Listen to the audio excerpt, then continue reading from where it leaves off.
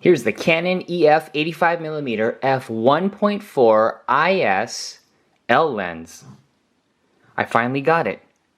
I finally saved enough money, donated blood and other bodily fluids, and I shelled out, what was this, $1,600 for this lens, which up to this point has been the most expensive lens that I've ever invested in, brand new. You can't really find a lot of these used because Canon had just released this a few months ago. This is August 2018. And I just bit the bullet and I bought it. And in this video, I'm going to talk about my initial thoughts of using this on my Canon 5D Mark IV. First, let's inspect this lens up close. Here's a lens hood that it comes with. It also comes with a pouch. And it better come with a pouch for $1,600. So this is one of those hoods that have that latch. Do the latch. It's a nice lens hood. Not too large. I like that it's not too large. There is the star of the party. Image stabilization on an 85mm prime. This is a 77mm lens thread. I already have a UV filter on this lens. Doesn't come with the UV filter, I bought that separately. You can see the UV on there. Here, let's open up the bottom cap and look at this glorious glass. It goes from a f1.4 to an f22. And it works on all EF mounted cameras, whether that's a full frame or an APS-C size sensor. If you put this on an APS-C camera body, like a 7D or a 80D, you'll get an equivalent of 136mm instead of an 85. The official weight of this lens is 2.09 pounds or 950 grams. I think that is pretty heavy. It's also one of the heaviest, if not the heaviest lenses I own. I'll bring out a comparison. Here's the Canon 24-105 zoom lens, and the Mark II version is a little heavier and a little bigger than the Mark I. But you can see, for those of you who are familiar with the 24-105 Mark II, that it's similar in size. If you own the 24-105 Mark II, one of the good things is that it's a 77mm lens thread, just like the 85, so they both have 77mm. You can even swap caps. Caps work on both. Alright, that's good.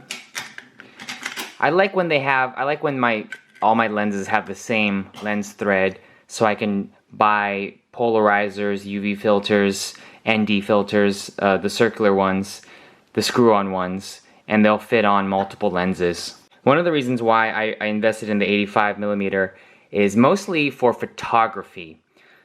This channel is a lot of video. I review a lot of video cameras and some audio gear for video, but I've done a lot more still photography over the past couple years. I haven't made it my bread and butter yet. Right now my photography is just more of a hobby, but I'm starting to get serious about it, and getting a lens like this is, I think, pretty serious. One of the cameras I was using for my still photography for fun was the Fujifilm X-T2. And with the Fujifilm X-T2, one of the best lenses you can get is the Fuji 56mm f1.2, which when factored into the APS-C size sensor is equivalent to a full frame 85mm. So I was using the 56mm f1.2 on my Fujifilm for photography, and I just really like that focal length. Something about that focal length, the backgrounds were not too compressed. It was still wide enough. It's a great portrait lens, and if you just take a few more steps back, you can do full body. You can do a group portrait with it, as long as the group is staying within the same focal plane. And I really liked shooting on this 85mm. A lot of the photo shoots I was doing, I would just take this one camera body and this one lens, and I do the entire shoot on this one focal length. So I really liked it, and having the confidence and just discovering how much I liked that focal length It would only made sense to then, when I was thinking of when I had enough money to invest in the 85mm versus a lot of other lenses that I could have gotten. One of the lenses that I reviewed on this channel that I was about to purchase myself was the 70-200 f4 IS Mark II version, which goes for about $1,300. And I reviewed it, I really, really liked it, but I already have the Mark I version, which is good enough. So I made the decision of getting the 85 primarily for stills, but for video, the IS really comes in handy. So here's my 5D Mark IV. I like to gaff tape the labels. That's my own thing. Don't hate. And if you're wondering, these are Peak anchors. These are for the Peak straps. I put them on all my cameras. Peak Design, one of my favorite brands of straps. So here's what it looks like on the Canon 5D Mark IV. This is pretty large and pretty heavy in this configuration. I don't even have the grip on, and this is a pretty hefty camera. This is not something I would carry around all day. If I was doing a shoot on a hike, I would not take this camera. I would take the Fujifilm, much smaller, much better to transport. But this would, I imagine a lot of wedding photographers have this. A lot of portrait photographers will have this setup. This lens focuses really fast. And when it locks on, the face tracking or whatever focus mode you tend to use, it's really accurate, more accurate than the 1.8 that I used to own, and more accurate than the 1.2 that I've read about, which a lot of people are switching over from the 85 1.2 to the 85 1.4 because the IS and the focus speed. In a lot of situations when you're handheld, you get more winners when you're shooting with an IS at f1.4 than you do with f1.2 without IS and with a very slow autofocus speed. So if I were deciding between the 1.2 and the 1.4, it's a no-brainer. In my situation, I get the 1.4, and I did. As far as the 1.8 goes, I really like the 1.8. It's very cheap. It's about $350. You can probably find it used for $275, $300. It was a really good lens for the 85 focal length. 1.8 is not too shabby. However, when I was shooting on stills, I noticed that there was a lot of chromatic aberration and color fringing on the highlights. So that was a bit too much for me on stills, and I got rid of it. For video, it's not that big of an issue, although you couldn't go handheld because it's no IS on the 85 1.8. But if you're on a tripod, 85 1.8 on video, I think it's fine. The autofocus was decent. The autofocus on this one is a lot better in stills, but also in video. So I'm going to switch to video mode.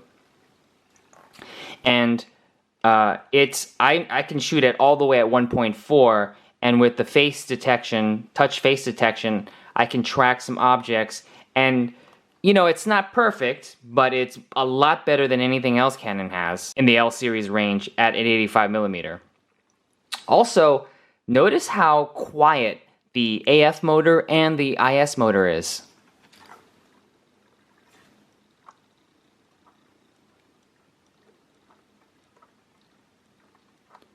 This is in video mode, continuous autofocus. I'm going to turn off the autofocus motor so you can just listen to the image stabilization.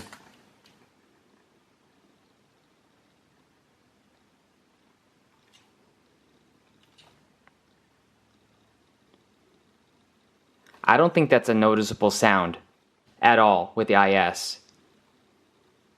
It's not as quiet as the STM lenses that Canon makes, but as far as the L lenses go, with this quality of glass, it is pretty quiet in video and in stills mode. I took this camera outside with me to walk my dog to do some test footage that we can watch right now.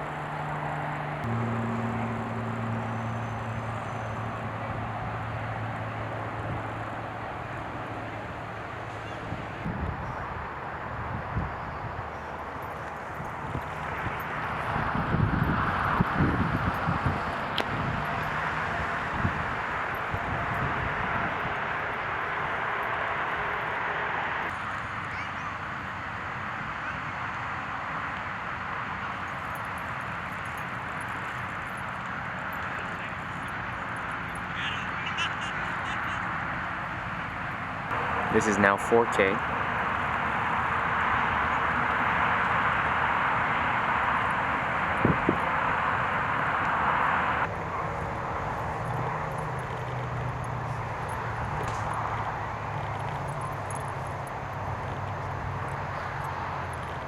Okay, that test footage, I was handheld for all of it. I was shooting at the daylight preset white balance, 1/60th shutter speed. I was at an ISO 100 or 1/60th. Then my f-stop was between 1.4 to 2.8. I tried to go as wide as possible. I tried to go as open as possible to show the depth and what it would look like on this full frame. I did a little bit of 4K. And it does crop in, turning this lens into like a 147 millimeter, something around there. But I used it in 4K and it was fine. And I was shooting on a Lightform N picture profile. That's a picture profile that I purchased third party. So if you're out there looking for an 85 millimeter, if you like that 85 millimeter portrait style lens with a wide aperture, this is the best lens you could purchase for the Canon system. I have no regrets right now purchasing this lens. Highly recommend this. If you could afford it, go get it.